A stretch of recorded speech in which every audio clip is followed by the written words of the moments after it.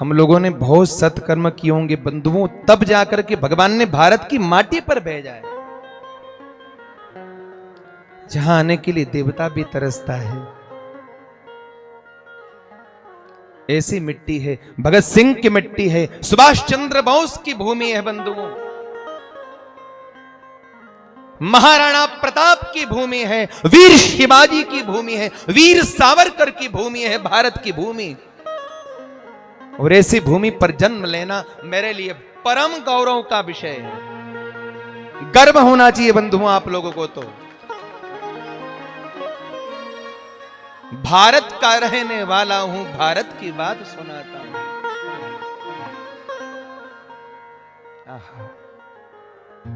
ऐसी भूमि है बंधु जहां पर ऐसे ऐसे वीर सपूत जन्म लेकर के आए हैं, जिन्होंने भारत मां की आबरू के लिए अपने प्राणों को न्यौछावर कर दिया। किसी बहन ने अपने भाई को खोया होगा, किसी मां ने अपने पुत्र को खोया होगा। ये आजादी बंधुओं ऐसे ही नहीं मिली है, ये गणतंत्र दिवस ऐसे ही नहीं मना रहे हैं।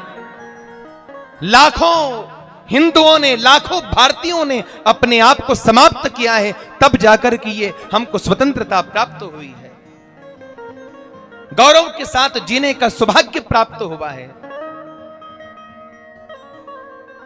किसी मां ने अपने पुत्र को खोया, किसी पिता ने अपने पुत्र को खोया, किसी भाई ने अपने भाई को खोया, किसी पत्नी ने अपने पति को खोया है।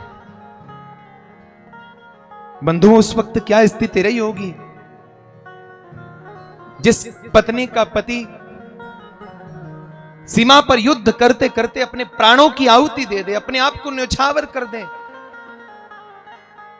और जिस वक्त उसकी पत्नी के गले से मंगलसूत्र उतारा जा रहा होगा, उस वक्त स्थिति क्या रही होगी उसकी।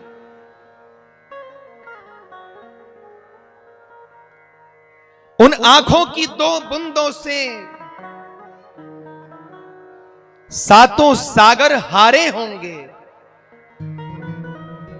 जब वो महिला, एक वीर शहीद की पत्नी, जब आंखों से बूंद टपका रही थी, उन आंखों की 2 बूंदों से सातों समुद्र हारे होंगे।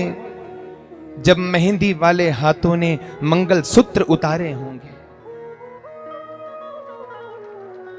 उसके सामने तो सब फीका है। भगत सिंह का नाम सुना है आप लोगों ने, सुना ही होगा। मेरे देश का वीर सपूत भगत सिंह 22-23 वर्ष की उम्र में बंधु अपने आप को भारत माता के लिए समर्पित कर दिया भगत सिंह ने। हंसते हंसते फांसी के फंदे को गले में डाल लिया, और मुस्कुरा करके फांसी का फंदा अपने गले में डाला, रोते रोते नहीं डाला है।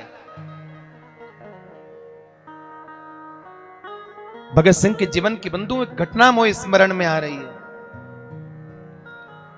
भगत सिंह एक बार 12 वर्ष के थे उस समय। भगत सिंह जलियांवाला बाग, हजारों लाखों की संख्या में वहां पर भारतीय एकत्रित हुए।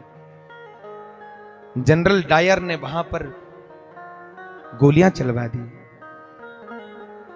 हजारों हिंदू, हजारों भारतीय वहां पर शहीद हो गए, मर गए। लहू से भूमि वहां पर मिट्टी के अंदर लहू फैल गया। भगत सिंह वह दृश्य बर्दाश्त नहीं कर पाए, वहां की मिट्टी को लिया, मिट्टी को लेकर के पोटली में बांध करके अपने घर पर आ गए।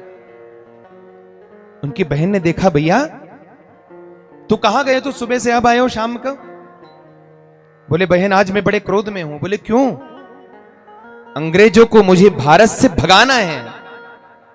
तेरे हाथ में क्या है? ये पोटली में क्या है भैया? बोले मेरे भारतीयों की खून से सनी हुई मिट्टी है। क्या करेगा इसको?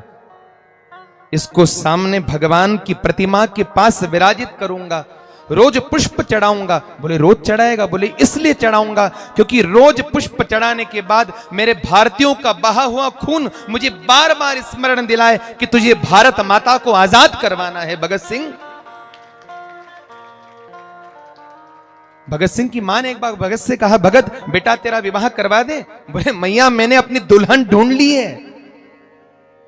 बोले कौन है तेरी दुल्हन?